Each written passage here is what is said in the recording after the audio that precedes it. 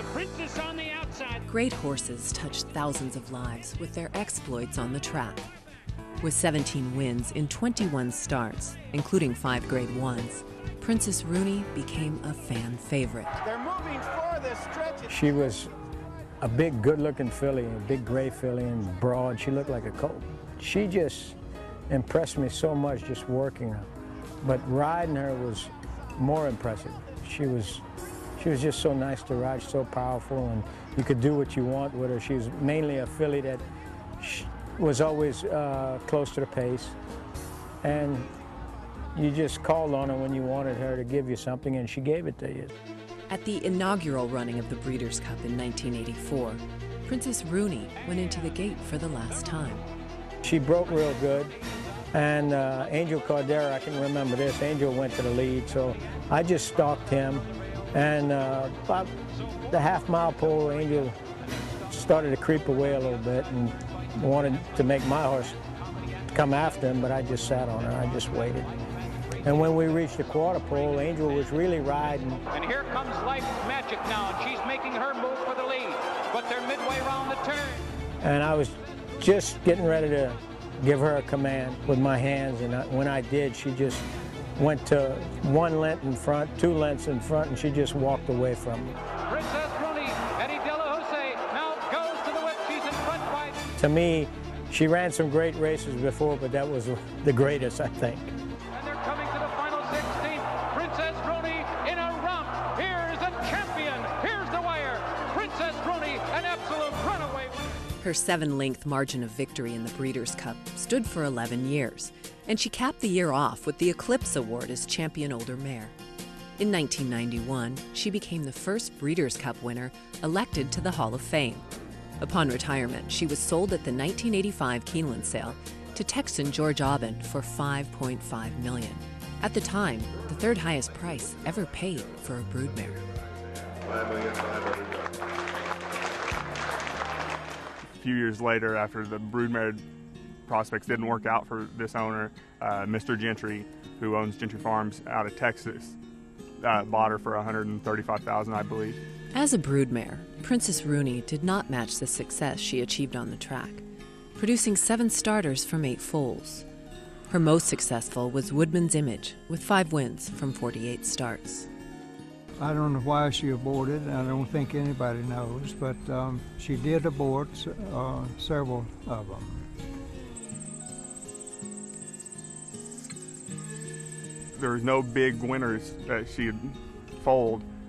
She still does have one that was foaled out in '04, named House of Words, that is still running. And then we actually have 2 of her offspring who are broodmares for us now, who is Rooney's Princess and Rose Tiara. And they each have a yearling on the ground right now, and each have a foal on the ground this year. After failing to produce foals in 2005 and 2006, Princess Rooney took on a new role at Gentry Farms, babysitting the yearling fillies. She is most definitely still the grand dam over anybody out here, with even the broodmares we have now. Most of them know she'll have just a little pin her ear back a little bit, and they know they've gotten too close or they've been messing around too much with her. So, but doesn't really have to nip at anyone. She just pins the ear back, and they all know.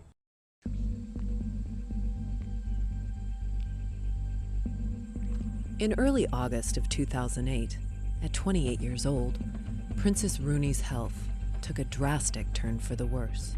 One of the guys called me and said, Princess Rooney's not moving. When they forced her to move, she seemed off on her right hind leg, and her coordination seemed off. So they were worried that whether she maybe had an injury while being outside, or it was more of a neurological problem. We x-rayed her neck to make sure there wasn't any fracture in her neck, and then we also just kind of went over her right hind leg, made sure there wasn't any swelling, any indication that she had a fracture back there. We took her out and we did a neurological evaluation on her. We checked her coordination, noted once again that she was dragging that right hind leg, looked over her muscle mass. She had some loss of muscle in her hindquarters. And then one other thing that we'll do to kind of test their strength is you'll do a tail pull. You'll walk them along and you'll pull their tail from one side to see how strong they are. And on the tail pull, she was definitely very weak. I mean, I could pull her over almost from the left-hand side. So that made me really, really suspicious that we had a neurological problem. Princess Rooney was diagnosed with equine protozoal myeloencephalitis. Spread by the opossum, EPM is an infection of the central nervous system of horses. She called me Friday evening and let me know that she believed it was EPM, that they're going to run some more work on her. And Saturday was when they really started treating her with Marquis. For the EPM, it's a treatment that's a medication you give them by mouth for 28 days. Princess Rooney showed the fighting spirit that served her so well on the racetrack and was successfully treated and continues her recovery at Gentry Farm. Or one thing is we don't want her to be in any pain or suffering, and she's not right now. She's doing great. And down the stretch they come. It's Princess Rooney. I feel honored that we have her on the farm. Anyone who can actually say that they have a champion Hall of Fame standing on their farm should be honored. Personality-wise, she's very mild-mannered, laid-back. You can go up there and she loves attention, and she loves pictures. People come out with their cameras and she'll pose for you. Every time she sees a camera, she'll sit there and pose. Every year she gets visitors, and she loves visitors, and she loves the attention. She also receives a lot of attention from a special yearling. 07 Goodbye Heart, her dam passed away last year. We had to put her down with complications, and they weaned her at 4 months old, and since then she was right on with Princess Rooney. Princess Rooney more or less took over the mother role for her. And so if any of those yearlings that are attached to her is the Goodbye Heart 07. It's like her own child. Anywhere you see Princess Rooney go, that will be the one you see. Like when we had to take her into the hospital. We were able to get all the yearlings into the barn except for the Goodbye Heart 07. And they all knew, especially the Goodbye Heart 07, that Princess Rooney wasn't in the barn. Because when we got back from Rooney Rental Clinic, it was dead silent in the barns, and usually there's neighing. But then the following Monday when we brought her home, you could tell there was excitement that their mom more or less was home again.